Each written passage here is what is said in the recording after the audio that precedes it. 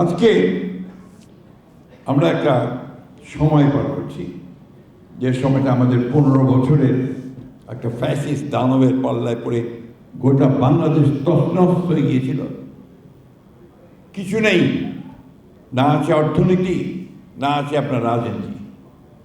এখন এই 1 বছরের মধ্যে আমরা আমাদের যে অন্তর্বর্তী সরকার আছে তাকে সহযোগিতা দিয়ে আর রাজনৈতিক দলকেও সহযোগিতা করে আমরা একটা জায়গায় আসার চেষ্টা করছি, একটা নির্বাচন যেন করা যায়। আমি কোন দলকে দোষারোপ করতে চাই না, কোন ব্যক্তিকেও দোষারোপ করতে চাই না, কিন্তু হতাশার সঙ্গে লক্ষ্য করি যে কোনো রাজনৈতিক দল নির্বাচন যেন পিছিয়ে যায়, নির্বাচন যেন সঠিক সময় না হয় তার চেষ্টা করছে। এটা ঠিক হচ্ছে না, কারণ এখন যেটা দরকার অতি দ্রুত নির্বাচনের মাধ্যমে একটা রাজনৈতিক সরকার দরকার। কারণ দেশের অর্থনীতি, দেশের রাজনীতি, শিক্ষা সবকিছু নির্ভর করছে আগামীতে একটি নির্বাচিত সরকার সেই ব্যবস্থাকে সামনে নিয়ে আসবে।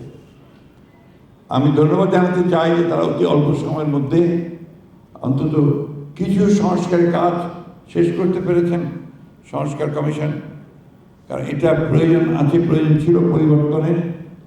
আমাদের নেতা জনাব তারেক রহমান সাহেব তিনি 2022 সালে যে 31 দফা দিয়েছিলেন তারই ধারাবাহিকতায় কিন্তু আমরা এই সংস্কারগুলোকে দেখছি। ম্যাডাম দিয়েছিলেন 2016 সালে 20 এপ্রিল তারিখে, আর আমাদের শহীদ প্রেসিডেন্ট জিয়া রহমানের 19 দফা আমাদের মনে থাকার কথা।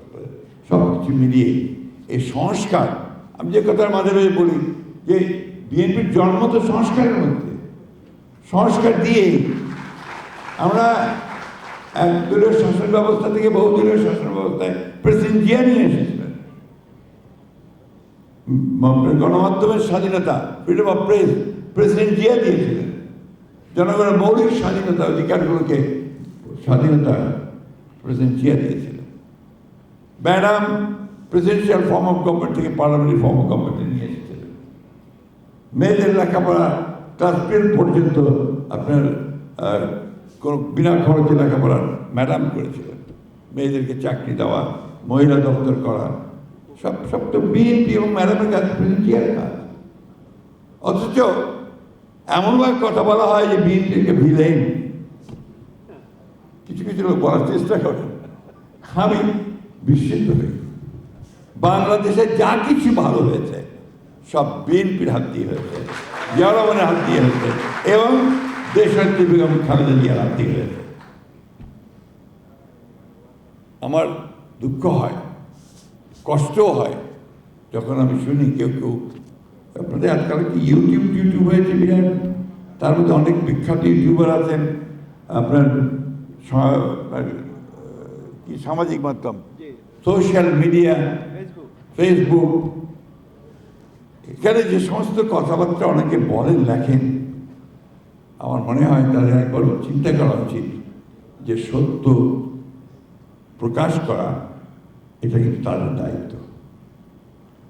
আমি একটা কথা বলে শেষ করতে চাই।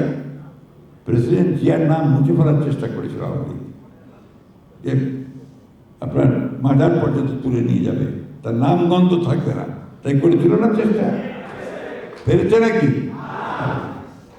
পারবে না, কারণ সত্যিকার অর্থেই যে ক্ষণজন্মা আল্লাহ যাকে পাঠিয়েছেন মানুষের কল্যাণের জন্য, তাকে কি এত সহজেই ছুঁড়ে ফেলা যায়? যায় না। এটা চমৎকারভাবে বলেছিলেন কিউবার প্রেসিডেন্ট ক্যাস্ট্রো। তাকে দেখুন, অনেকে বলেন যুদ্ধ করেছেন, বাতিস্তার সরাসরি এক যুদ্ধে তিনি গ্রেফতার হলেন, আটক হয়ে গেলেন, অ্যারেস্ট হয়ে গেলেন। তার ট্রায়াল হলো, সেই ট্রায়ালে তার 12 বছর সাজা হলো। তো কাঠগড়ে দাঁড়িয়ে তিনি বলছেন, condemn me, doesn't matter, history will absorb me. শহীদ প্রেসিডেন্ট জিয়া রহমানকে ইতিহাস ধারণ করেছে, তাকে কন্ডেম করলেও, শাসকেরা কন্ডেম করলেও কিছু যায় আসবে না।